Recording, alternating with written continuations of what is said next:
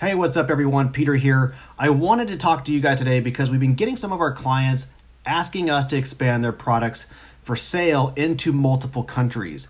And basically, when you want to advertise products in other countries on Google Shopping beyond your own borders, it can become a complex conversation real quick just because of all the pieces that are involved. And so today, I hope to simplify this process for you so that you can start selling your products abroad. Ready? Let's go.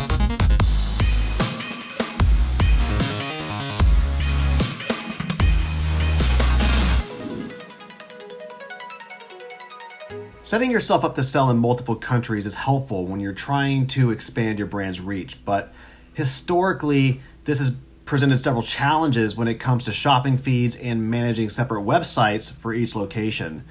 These challenges include getting your product feeds to display in the currency of your customers when they land on your website, getting your products to display in the language of your customer and of your choice. And if you get that figured out, having your website's native rules in the native currency reflect promotions and offers on your website in the customer's local currency. And then lastly, having to decide if you want your website to show up organically in each of these countries. So we're going to break these down individually, and then I'll show you the simplest way to get started selling products in multiple countries. There's really two ways or two scenarios in which you can sell to multiple countries on Google Shopping. First, you need to show your customers ads in their own local currency. Once they click on those ads, they need to go to a website that is also in their local currency. So it's also important to know that a product feed, which you need to upload into Google Merchant Center, can only show one currency. But Google Merchant Center, they can convert that currency for you, and I'll explain more about that in a little bit. So the two ways are, you can set up separate subdomains or websites for each currency, which would require two separate feeds in this case. Or you can set up one domain, if all you have right now is one domain and that's all you want to set up, and use a currency conversion app to switch the currency once they land on your website to that customer's local currency. In this case, you can use Google Merchant Center's built-in currency conversion tool to show the correct currency in the ad. You just need the app to change the currency once they're on your website. Let's go over the pros and cons for these two separate scenarios. First, with having separate subdomains and separate feeds, you actually get the most control. In other words, between your websites, you can be hyper-specific in your messaging, in your promotions, and maybe your shipping rules and your settings, and in your accounting. You also can designate separate resources to each of these websites. So if you have different teams, maybe you have different warehouses or inventory systems for each website, you can allocate those to each one. However, if you're one person trying to manage all of it, it can definitely be more difficult to manage. In terms of SEO, there's a little bit of favorability. In fact, a lot of favorability when you have different top-level domains. Essentially, that means that if your website ends in a .ca for Canada's top-level domain, if your website is natively from Canada, you're gonna get preferential treatment in Google's Canadian rankings. Likewise, you'll get preferential treatment in a .com in US rankings. And then lastly, having separate subdomains and separate feeds, basically separate websites, is just going to be more expensive. So when you have more websites, you're going to have more hosting, more plugins to buy, more control systems to buy, and that might not be a thing you want to jump into right away if you're just on one domain currently. On the contrary, having one domain or the same domain for all countries, you essentially have less websites to manage. And therefore, it's less of a headache day to day. You have less control over those websites in particular functions that you might need to have or want to have for different countries. Maybe it's shipping rules or something that pertains to having different currencies. But overall, it's going to be less things to manage. On the SEO side, there is less of an advantage because you only have one domain for all countries.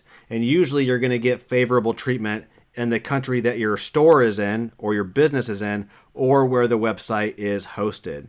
And then, in the end, it's going to be less expensive for you to manage one website. And it's going to be a lot easier for you to set up. We're going to talk about that today, and I'm going to show you how to set this up.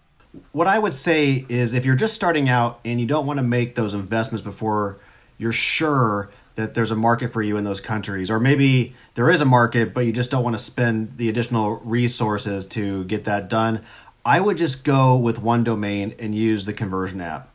Next, I'm going to show you how to get this set up.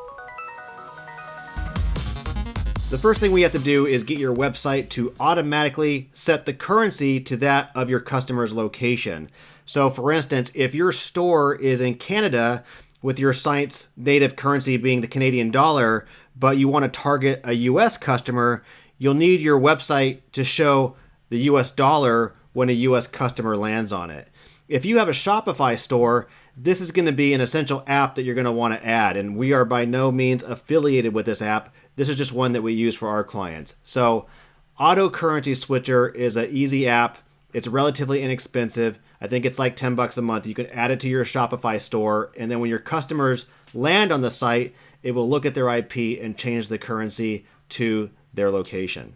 Now, I'm unsure specifically which plugin to use for WooCommerce, but there is one that seems to do the job. It's called WooCommerce Currency Switcher by WooBeWoo. And just a disclaimer, we have not tried this plugin ourselves, and we're not affiliated with that plugin either, so be careful trying it. I think the most important thing is that you want to make sure the converter is not asking the customer for their preferred currency, but rather switching it automatically. And then one thing that this does not take into account, this whole video, is adding for multiple languages. But you would need to follow additional steps, including having a separate language feed and a website or a landing page that is in that language or translation. And so we will actually include a link down below where you can follow steps in order to get set up for multi-language. Really quick, let's go into Google Merchant Center and add the countries to your feed. I've already done this, so I'm just going to give you a quick walkthrough. This is Q for Quinn's Merchant Center account. I would just scroll over here to feeds, click on feeds. If you own a Shopify website like they do, and you use the Google Sales Channel integration, then in your Google Merchant Center account, you should see here Content API. And that's where we want to click on. They're a Canadian-based store, so their country of sale is Canada. I'll click on that. What they want to do is add other countries to Canada. So the same feed, the feed is the Canadian feed, and we're just going to go over here to additional countries. We're going to click on the countries that we want to add. They already have United States, New Zealand, and Australia. You'll click whatever countries you want to add for yours. You'll hit save. You'll click free listings to be part of Google's free listings program. And then of course, click on shopping ads. And then once that's done, you are done with this part and the Google Merchant Center integration is complete. It is really that easy. And this will work because Google has a cool feature called currency conversion. And so even though the whole feed is in Canadian dollars, Google is automatically going to show the ad in not only Canadian dollars, but US dollars as well. And it's going to highlight the US dollar for people searching for the products in the United States. Wrapping up in Google Merchant Center, you do not need to create a new feed. All you have to do is add the additional countries that you want to add only where it says additional countries. If you go into Google Ads, it will not show additional products in the campaign settings dropdown. So if you happen to go in there and you look and it says whatever country you're looking for, no products, don't worry. When you get the campaigns going, you should start getting impressions before long. And if you're setting up a new Google Merchant Center feed, don't forget to add your tax setting and your shipping rules. Google will not run your ads and your products will be disapproved, or you'll have an account disapproval until those settings are set up. All right, I'm going to post all of the resources and website links mentioned in this video, including where to find that auto currency switcher down in the description below. Before you go, if you enjoyed this video, please don't forget to gently press that like button. And if you want to know the next time we put out a video like this, just click subscribe. It really helps our channel, and we're just getting started posting videos again, so we would appreciate any subscribes we can get. Lastly, I'd love to hear your experiences setting up products in other countries. Please leave that and any questions or comments that you have down below in the comments. Thank you so much, and I'll look forward to seeing you on the next one.